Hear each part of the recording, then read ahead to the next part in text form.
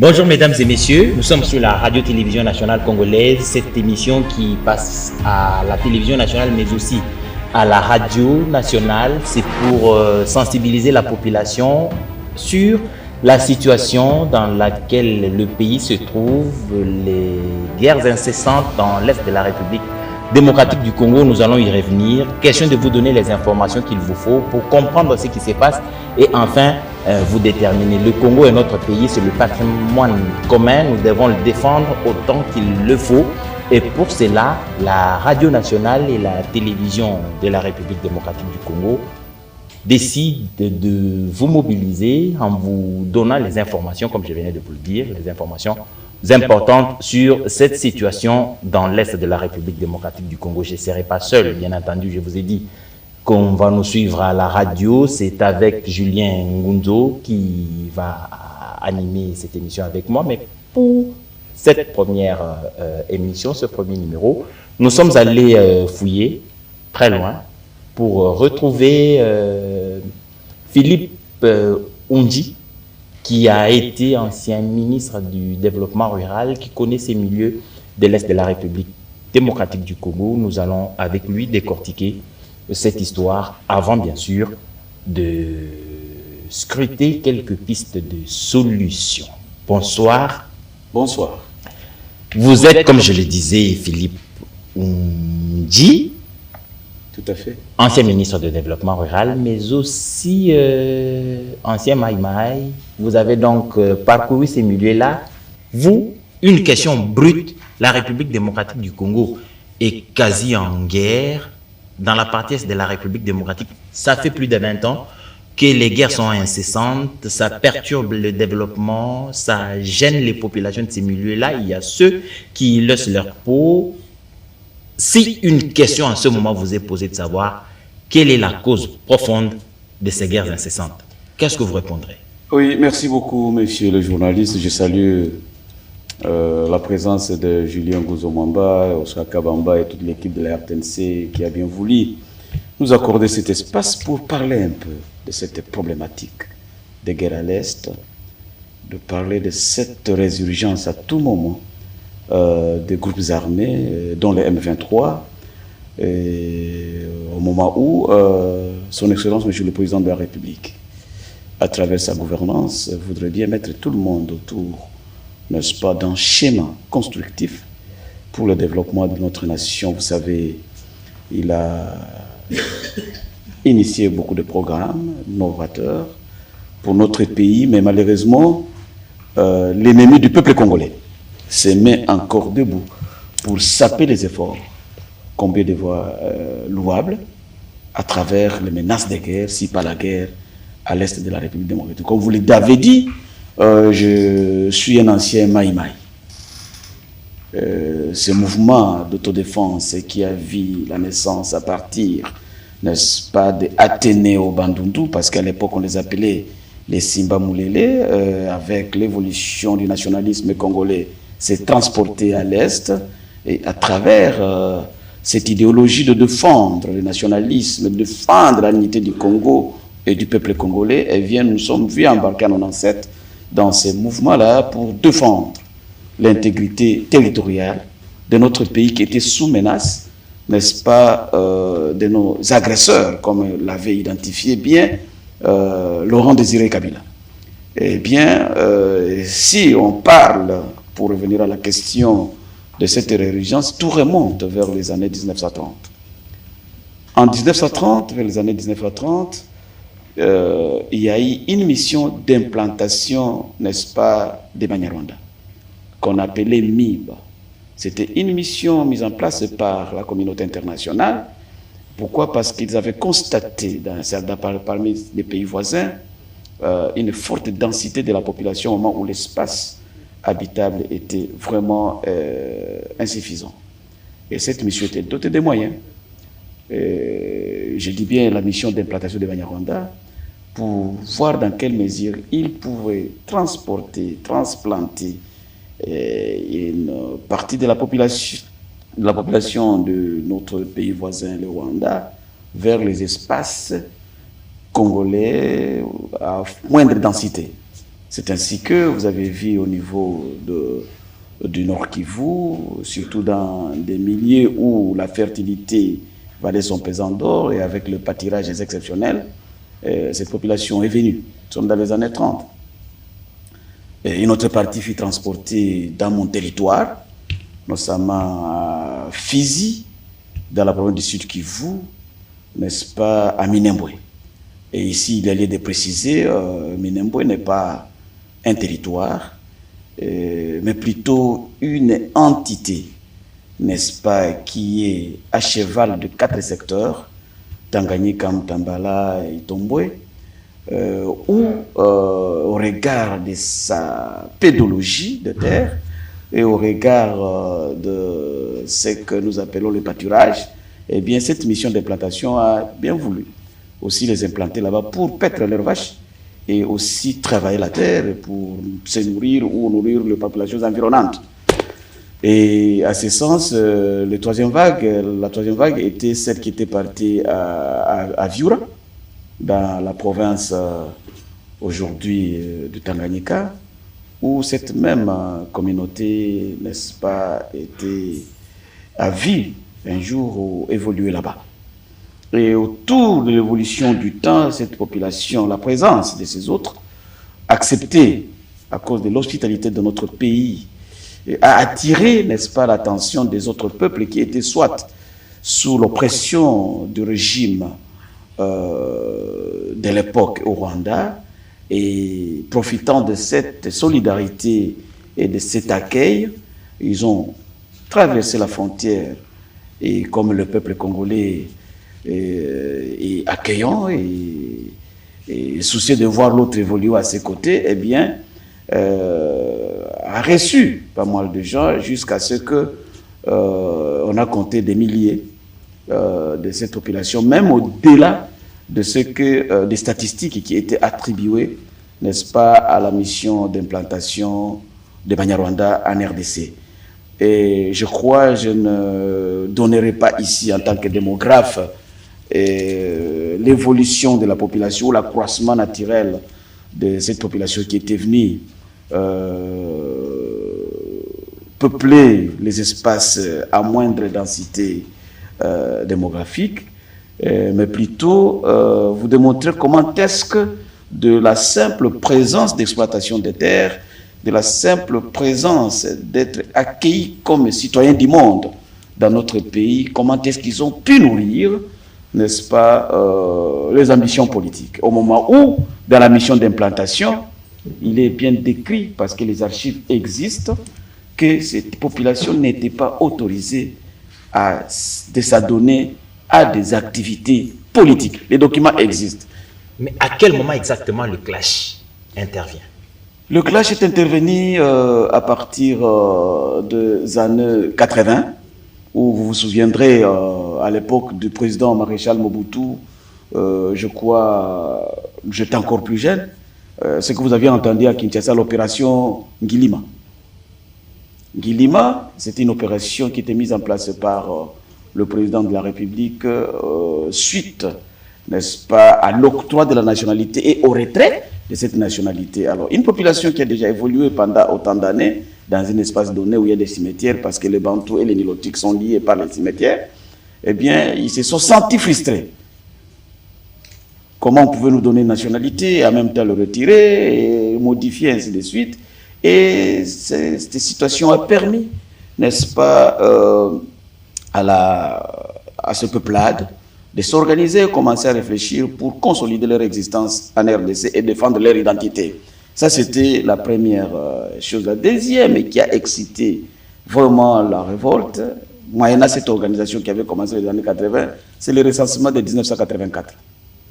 Lors du recensement, comme vous le savez, il s'agit d'une opération, c'était le recensement scientifique. Lors du recensement scientifique, le législateur avait défini la population à élire, parce que en matière de recensement, il y a des notions par rapport à la population à élire. Est-ce qu'on va dans le principe de Yosu Soli ou Yosu Sangi, c'est-à-dire le sang ou bien la terre? Et lorsque le législateur avait défini qu'il fallait identifier les citoyens congolais lors de ce recensement scientifique, n'est-ce pas, là je vous parle, j'étais encore au Sud Kivu, peut-être les écoles secondaires écoles secondaires, je me souviens, j'étais à l'Institut du Banda, où le recenseur, lorsqu'ils étaient en face, n'est-ce pas, de cette communauté, il était difficile qu'ils puissent, n'est-ce pas, s'identifier. Parce que la loi définissait la population à élire. Ça, c'était la deuxième chose qui avait frustré cette communauté. Et de sorte que même les enquêteurs qui ont peut-être parcouru les espaces habitables par eux, notamment les Minembwe, ne sont pas rentrés. Il y a ceux-là qui sont décédés, qui ont eu à perdre la vie. Parce qu'en face d'eux, ils se sentaient, non, c'était une époque où on devrait peut-être les isoler et les rapatrier au Rwanda, au moment où ils avaient déjà investi, pas tant soit peu, dans les entités. Et à ce qui a dégénéré à s'organiser maintenant militairement pour aboutir en 97 à la guerre de 17 mai. La guerre de libération pilotée par l'héros national Laurent Désiré Kabila. Voilà donc, Julien Ngunzu, l'histoire est longue, mais nous allons nous focaliser sur ces guerres justement qui reviennent, qui tourmentent les populations de l'Est de la République. Oui, depuis quand ces communautés ont commencé à reprendre les armes? Parce que ces communautés, ou cette communauté-là, vivait par exemple en ce qui concerne le Sud Kivu, c'est sur le haut plateau de Fizi, Mwenga et Uvira.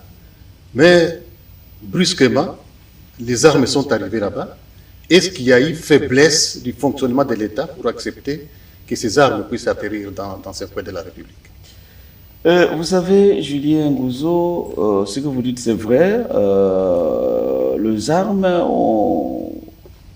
ont commencé à pénétrer notre République à partir de cette frustration. Parce que lorsque la population s'organise pour défendre son identité, pour défendre son existence, ils tissent des alliances à gauche et à droite pour voir dans quelle mesure atteindre leurs objectifs. Et là, je vous dis clairement que même dans l'arsenal juridique du Rwanda, il y a un principe de défendre son frère partout là où il est. Et cette liaison juridique a permis à ce que les autres puissent être en contact avec leur pays d'origine pour dire là où nous sommes partis, nous sommes menacés. Et cela a fait que vers les années 1987 déjà, 92, si je me souviens bien, vous aviez dans le province de Fizi où les autorités coutumières ont été mangées par les chiens, abattues par cette peuplade et mangées par les chiens. Et la chair de l'homme distribuée aux chiens, c'était déjà un message pour dire qu'ils étaient en face d'un peuple qu'on a accueilli sur le plan de principes humanitaires, mais au regard de cet indicateur, eh bien, ça démontrait que c'était une population qui était déterminée dans sa lutte. Et voilà, à travers cette liaison, on a commencé à voir les armes au niveau de leur circonscription où ils habitaient. Et en sabotant même les autorités locales, que ce soit au Nord Kivu, au Sud Kivu, et la situation était de même dans les Tanganyika. Mais je pense que ce n'est pas un problème. Le problème de cette fragmentation des armes est lié à la faiblesse de notre État à contrôler ses propres frontières.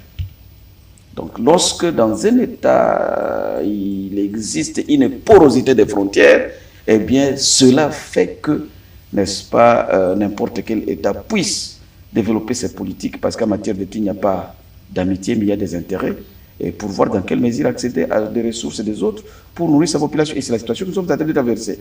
Et donc, cette population aujourd'hui, à partir des menaces qui ne cessent de présenter à l'opinion nationale et internationale, soit disant qu'ils sont menacés au moment où ils ont des armes avec eux pendant que la loi l'interdit, cette politique de défense qui n'est pas encore à la hauteur, moi je l'ai dit en tant qu'analyste, de sécuriser nos frontières et de défendre cette identité telle que entendue par le peuple congolais, eh bien, fait que le pays voisin puisse, au regard des richesses que nous avons aussi, se servir de cette population. Se servir de ces dispositions légales qui disent qu'il faut protéger le peuplade ici de ces souches, eh bien, pénétrer la RDC et faire du théâtre que nous sommes en train de vivre. Donc, pour moi, je pense que la question mérite des réflexions de haut niveau pour voir dans quelle mesure, même évaluer nos politiques de défense, parce que lors du régime passé, vous vous souviendrez, lorsque vous avez déjà vu un peuple qui sert de couverture, ce n'est pas tout le monde, hein, je vais dire, ce n'est pas tous les Banyarwanda ou tous les Banyamulenge qui sont mauvais. Mais il y a parmi eux ceux-là qui disent qui se disent et convaincus appartenir à notre État, parce que même lors de la guerre de la fameuse époque du RCD, il y a eu de ce Banyamulenge qui ont refusé les dictats du Rwanda pour s'allier aux forces armées congolaises, en fait de combattre les RCD, les chasser dans les entités et mettre l'administration aux côtés de ces Maïmaï. Parce que vous avez dit, j'ai fait Maïmaï. Et là, je peux vous citer le nom de général aujourd'hui Pacifique Massouzou, qui avait dit non avec les troupes, peut-être à 70% Banyamulenge. Il y a les Nyamouchebois, aujourd'hui colonel.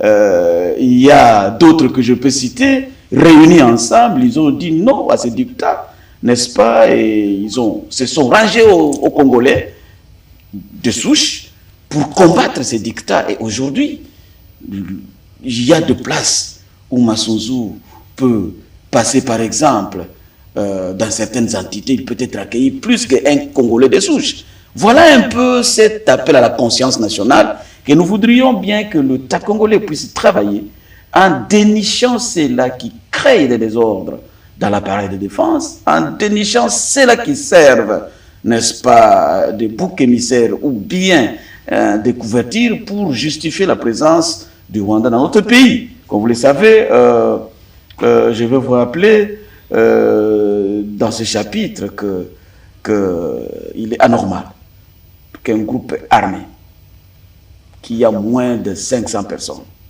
ou bien de 1000 personnes puisse anéantir des politiques de développement de tout un État. Et surtout en quel moment, lorsque le pays est en train de se mettre sur le rail de développement tel que développé par le président Tshisekedi. C'est anormal, c'est une action de sabotage. Et donc, c'est cette veille patriotique de tout celui-là qui se dira que le Congo est son État et sa nation, de prendre conscience que nous sommes avec une épine dans notre pays et que cette épine devrait bien trouver des solutions par la voie démocratique, hormis ce qui pourrait être développé par les institutions de la République, parce que notre dignité vraiment en dépend. Notre dignité en dépend. Julien Ngonzo, je vais revenir à vous. On parle de cette situation de l'Est de la République démocratique du Congo. Est-ce que ce n'est pas l'arrivée massive et presque officielle de l'armée rwandaise en 96, 97, avec la guerre de libération? Ils ont accompagné M. Laurent Désiré Kabila avant que ça se brouille à Kinshasa. Est-ce que ce n'est pas cette période qui a permis de disséminer des groupes, des gens qui sont naturellement rwandais, mais qui sont restés pour les besoins de la cause? Non, je ne pense pas que cela puisse être une cause, si et seulement si on s'inscrit dans les principes des guerres. Parce que lorsqu'on fait la guerre pour une cause noble, eh bien, on peut s'allier avec n'importe qui. Vous prenez la guerre des Tswapo, par exemple, en Mozambique. Il y a eu des alliés tanzaniens, mais ça ne veut pas dire que les Tanzaniens sont restés, n'est-ce pas, au niveau de la Mozambique. Vous prenez la guerre ici de l'Angola pour neutraliser Savimbi. Il y a eu des alliés, même des Congolais qui ont combattu aux côtés de l'Angola pour neutraliser, mais est-ce qu'il y a eu des Congolais qui sont restés? Vous prenez la guerre de Malfra partout.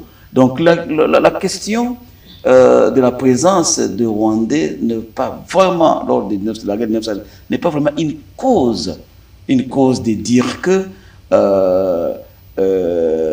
c'était une occasion de le faire pénétrer dans notre pays, au nom du principe qu'on peut s'allier n'importe qui pour chasser la dictature.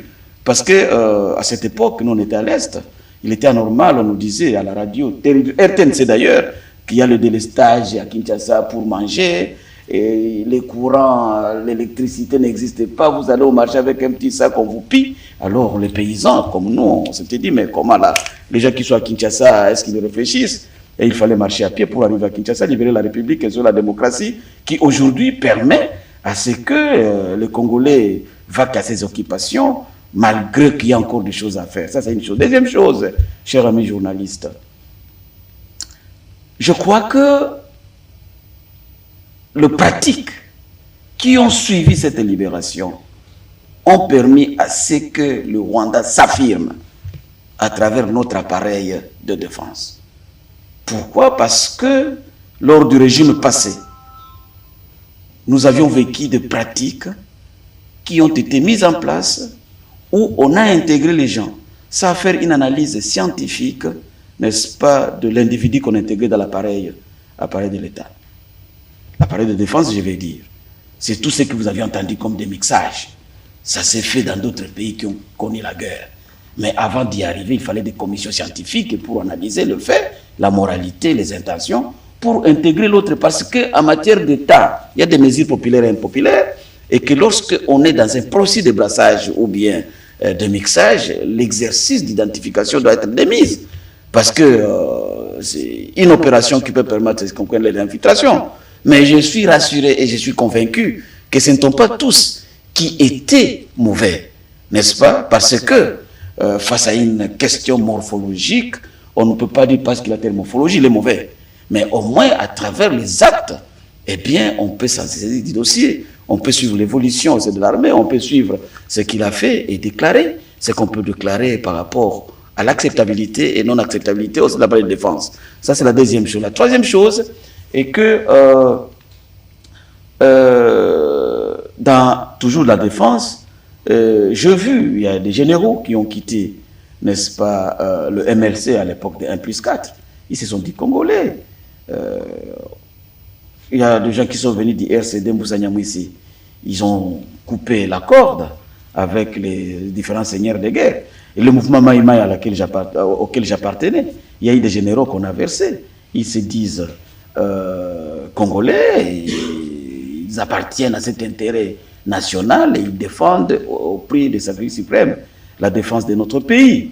Mais ce qui fâche est que lorsque on observe, c'est là qu'on a mixé hier, n'est-ce pas, avec la bénédiction de ceux-là qui pilotaient la défense et qui ont fait tout pour encore avoir le ministère de la Défense lors du gouvernement et du président Tshisekedi, pendant que cette défense-là n'a pas réussi à mettre fin. C'est cette observation de défection qui, lorsqu'on retrace les éléments qui font la défection, sont ici de cette souche-là pour, n'est-ce pas, rentrer dans les espaces qu'ils estiment leur appartenir, même les mesures de permutation, d'imitation des militaires.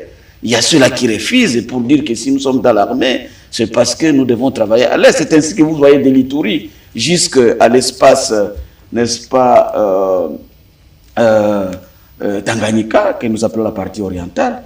Et si vous analysez, en dehors de cette solution salvatrice du chef de l'État dénommé le gouverneur militaire, mais les commandements et tout ça sont ici de ces mouvements SNDP, Apareco, M23, et j'en passe. Et lorsque vous faites la mutation, il y a la grogne, il y a les intimidations. Non, l'État doit s'assumer. On sert sous les drapeaux et qu'on est appelé militaire, on le permet conformément à la législation et à la volonté du commandant suprême. Celui qui s'oppose devient rebelle. Il faut l'attraper, le mettre devant les cours et tribunaux. Et c'est ici l'occasion d'inviter le gouvernement et de renforcer l'auditorat militaire pour faire régner la discipline afin que celui qui a choisi de servir la République sous les drapeaux puisse être passible à des sanctions lorsque ce dernier n'obéit pas, n'est-ce pas, à la politique de défense mise en place. Oui, Monsieur Philippe Eunji, je vous ai très bien suivi, mais je voudrais d'abord comprendre votre analyse autour de toutes ces questions, ces guerres à répétition dans la partie orientale de la République démocratique du Congo, notamment dans les Grands Kivu, et pourquoi toutes ces guerres-là visent uniquement les Grands Kivu. Et ceux qui attaquent les Grands Kivu n'ont qu'un seul parent, c'est le Rwanda. Ça n'a jamais été le Soudan du Sud ou la Centrafrique ou les autres voisins comme la Tanzanie. Quelle analyse vous faites de ces guerres à répétition?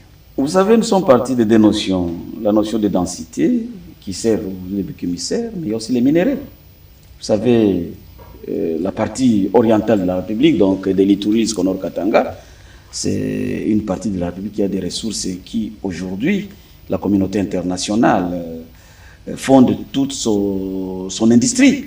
Il y a les coltans, il y a le pétrole, et ainsi de suite.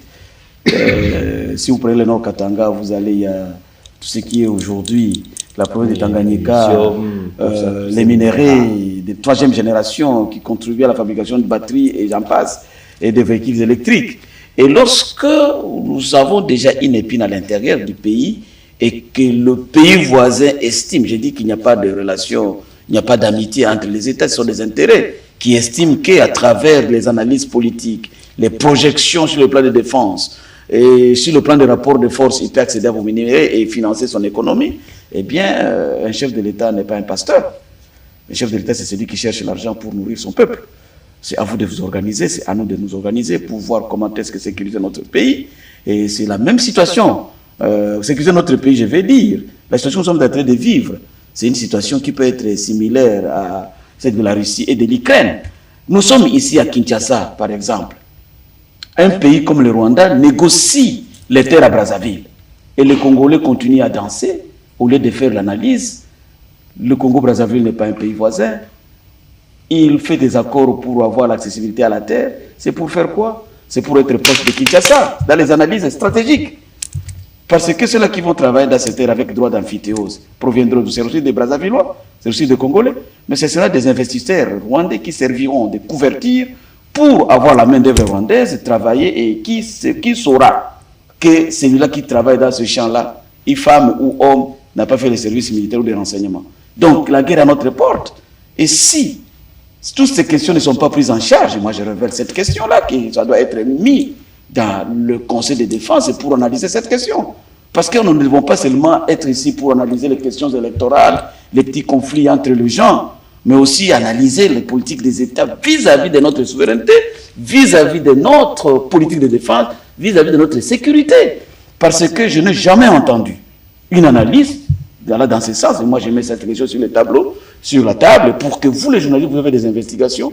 Quelles sont les motivations pour que le Rwanda puisse chercher des terres à Brazzaville? Ces terres-là ne sont pas au Burundi, ces terres ne sont pas au Kenya, ces terres-là ne sont pas au Soudan du Sud, ces terres-là ne sont pas... Mais pourquoi seulement à la porte de la RDC? Et dès lors que nous savons le trafic qui est ici, Congo-Brazzaville et nous tous, mais on peut être infiltré à la seconde et nous atteindre la tête.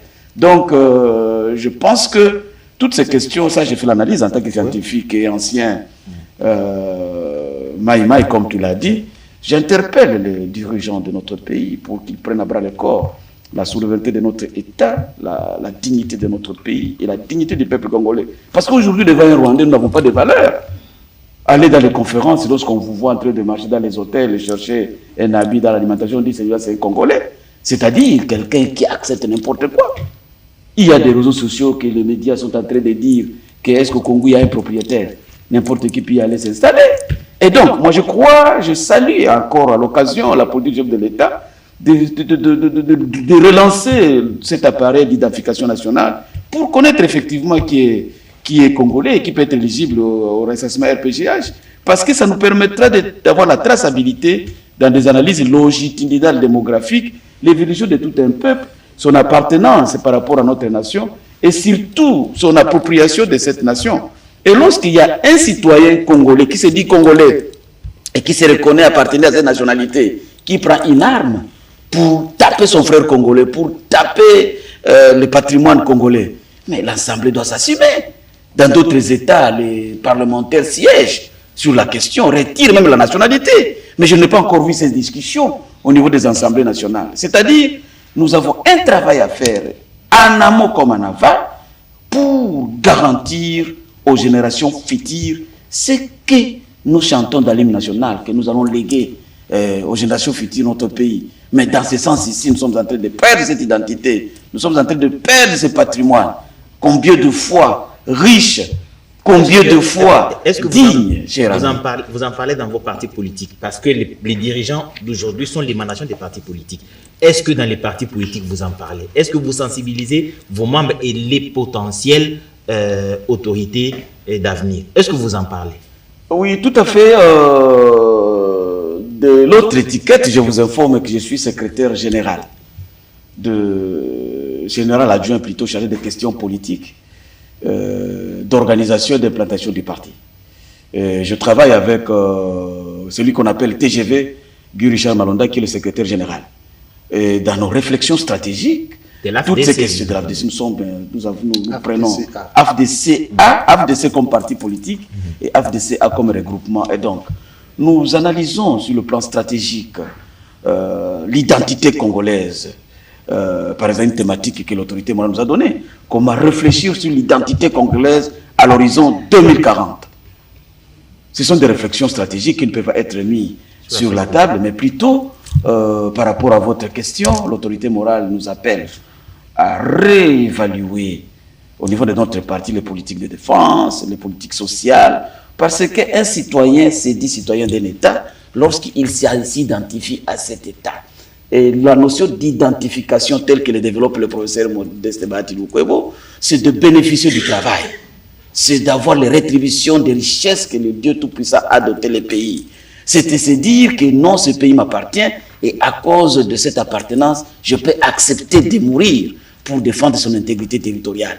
Je peux accepter, n'est-ce pas, de dénoncer l'ennemi qui vient recruter pour de fins politiques la segmentation, la balkanisation. Dénoncer ça.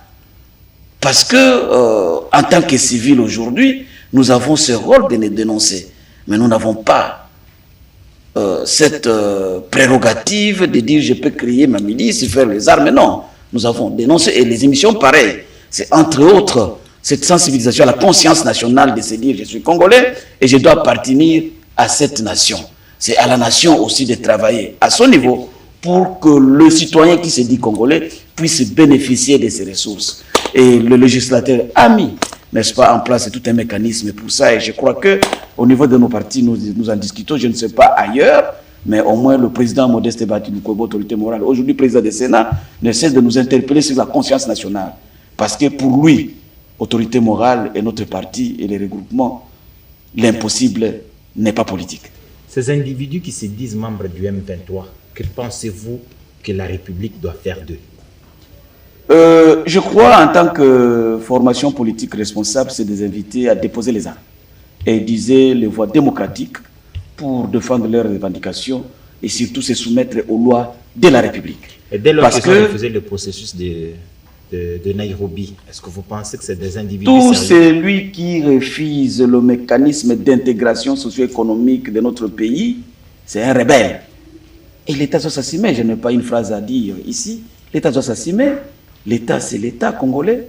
Et le président de la République a prêté serment auprès de sa Cour suprême pour défendre l'intégrité territoriale et l'indépendance de la RDC, la dignité du peuple congolais. Et nous, partis politiques, c'est l'occasion d'informer la population que nous sommes derrière les FARDC pour les accompagner, soutenir, contribuer, afin qu'ils jouent son rôle régalien dans notre pays, parce que notre sécurisation en dépend. Oui, monsieur Philippe Oundji, il y a la communauté internationale qui a toujours considéré l'agression de la RDC comme un fait banal. Je ne sais pas, en tant que politique, quelle réaction vous réservez à ce genre de comportement? Mais qui est la communauté internationale? C'est une question que Laurent Désiré Kabila avait posée à ses spectateurs. Qui est la communauté internationale? Nous sommes dans la communauté internationale. Parce que lorsqu'on parle de la communauté internationale, on isole les continents, l'Afrique, et même les États. Cette communauté internationale est identifiable à travers les organisations. C'est là qu'on est en G7, G18, on est à les Nations Unies, et j'en passe.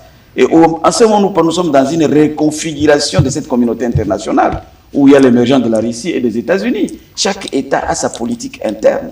Donc il ne faut pas jeter la responsabilité de ce que fait faire notre pays à la communauté internationale. La communauté internationale va nous servir dans la production des arsenals, dont vous savez, depuis l'agression jusqu'à aujourd'hui, il y a plusieurs instruments juridiques au niveau de l'Union africaine, au niveau de la communauté, même la mise en œuvre. Il y a même un procès à la Cour internationale, à la Cour pénale internationale contre le Rwanda qui se sont bâtis avec à Kisangani. Mais c'est cette communauté internationale encore qui donne une chose et qui soutient, parce qu'il n'y a pas des industries d'armement au Rwanda ou bien en RDC. Bref, l'État doit s'assumer. Nous tous, nous sommes dans cette communauté internationale et que nous devons faire parvenir le cri de la RDC à cette communauté internationale et obtenir, n'est-ce pas, les résolutions qui peuvent couvrir les actions que nous devons mener contre celui-là qui travaille sur la segmentation de notre pays. Donc, il ne faut pas être plaintif. Moi, je suis de la culture. L'autorité morale, Bahati Lukwebo me dit souvent, Philippe, il ne faut pas être plaintif. Il faut travailler, il faut agir, il faut réfléchir, il faut sensibiliser les autres. Et c'est ça notre école. Donc, l'AFDC ne sera pas plaintif aucun jour, mais plutôt réfléchir et proposer des solutions. Et nous les faisons, si et seulement si les questions demandent de transmettre au consommateur principal, qui est le chef de l'État, nous le faisons. S'il faudra sensibiliser à travers les émissions pareilles à la conscience nationale, parce que je n'allais pas venir ici sans l'instruction de l'autorité morale pour appeler le peuple congolais et tout celui-là qui s'identifie comme congolais, n'est-ce pas, à la conscience nationale face à ces menaces de guerre. Et donc, nous avions dit que nous sommes là et l'État doit s'assumer. Nous sommes souverains depuis 1960 et qu'un enfant, aujourd'hui, de plus de 55 ans, c'est un majeur. Et il peut s'assumer, il peut orienter, il peut inventer des politiques pour contenir son État. Au stade actuel, avec toutes ces agressions contre la RDC, est-ce que vous pensez que la meilleure façon de vivre avec le Rwanda, c'est d'engager des négociations ou bien d'aller en guerre également contre le Rwanda? En tant que secrétaire général de l'AFDC, secrétaire général adjoint de l'AFDC et du regroupement aussi, je n'ai pas qualité d'inviter les gens à la guerre, mais plutôt d'user les voies démocratiques pour absorber toutes ces revendications, dans tous les états de revendications, de peuplades, de communautés, et ainsi de suite. Et donc, encore une fois, au niveau de l'AFDC, nous appelons les groupes qui se disent M23 de déposer les armes et de s'inscrire dans la voie démocratique pour défendre leurs pensées, parce que c'est la seule chose qui permet d'identifier quelqu'un appartenir à un État. Le contraire, ça sera jugé de rébellion et nous allons tous nous comporter selon que le chef de l'État et son appareil de défense pourront décider quant à ça. Et la RDC aurait décidé de remettre les 2 soldats rwandais capturés par les FARDC au front du Nord Kivu. Est-ce que cette réaction était arrivée à un bon moment où il fallait attendre que Laurent Kunda Batouari, par exemple, lui aussi soit extradé? Vous savez, nous avions signé plusieurs instruments internationaux qui sont en matière de guerre ou de paix, et que l'extradition, c'est un des principes au niveau des États, qu'on ne peut pas, je crois, ça donne à cet exercice sans pour autant qu'il y ait de garanties diplomatiques ou bien de compensations entre les deux États, parce que c'est réglementé par la loi. Et je crois si cela peut nous apporter à la paix, coup de chapeau, mais au moins la RDC a démontré à la face du monde qu'il s'agit d'une implication directe, n'est-ce pas, de la République du Rwanda derrière les M23, parce que les militaires qui ont été identifiés ont été, n'est-ce pas, l'identification de ces fugitifs, je ne peux pas me les appeler les militaires qui ne savent pas là où ils vont et acceptent des ordres sans pour autant réfléchir. Eh bien, l'État a fait son exercice et je crois que ce n'est pas fait au hasard. Voyons voir, mais sinon notre pays doit s'assumer. Voilà donc, amis téléspectateurs, c'était donc une évidente question qui devrait être gérée, mais surtout analysée froidement pour vous permettre d'avoir des éléments dans les discussions de salon que vous avez. Vous parlez de la République, comme l'ensemble du pays d'ailleurs. En ce moment, nous sommes mobilisés, le peuple est mobilisé pour regarder cette question du Rwanda, mais en dehors, en plus de l'émotion, il faut donner le temps à la réflexion pour que les solutions soient durables et efficaces. Nous recevions pour vous Philippe Oundji, qui était dans le passé ministre du développement rural, ancien Maïmaï. Beaucoup d'informations il a donné au cours de cette émission. Il est secrétaire général adjoint de l'AFDC, il vous l'a dit. C'était avec Philippe Julien Ngunzo. Il répondait à nos questions pour vous permettre donc de vous informer sur ces questions et développer un discours très patriotique qu'il faudrait partager par le temps qui court et soutenir